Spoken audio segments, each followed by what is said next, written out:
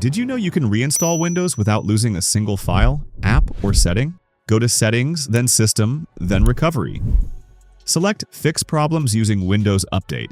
Number 2. Don't just pause updates for 7 days. Click the drop-down arrow next to Pause Updates and you can delay the forced restart for up to 5 weeks. Number 3. Windows 11 now adds standard shutdown and restart options back to the power menu. Look closely, they are right below the update versions.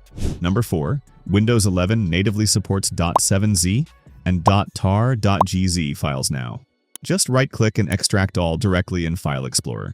Number 5. Hover over the Maximize button. You'll see the Snap Layouts grid. If this isn't working, go to Settings, then System, then Multitasking and toggle Snap Windows to On. Number 6. Use Ctrl-T to open a new tab in File Explorer, just like a web browser. Did you know about tabs, or are you still opening 50 different windows? Let me know in the comments. Number 7. Found text in an image? Use Windows Shift-S to snip it.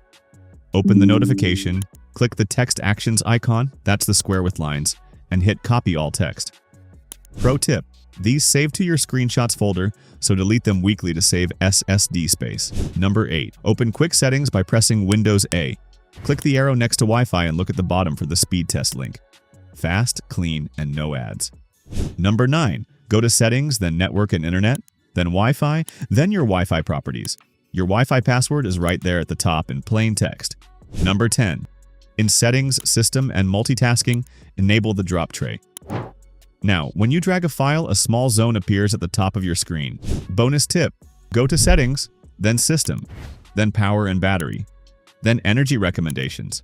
Apply the green checklist. It's not just for the planet, it can add 30 to 60 minutes to your laptop's daily life. And that's 10 with a bonus, of course. If this helped, consider subscribing and leaving a like on the video.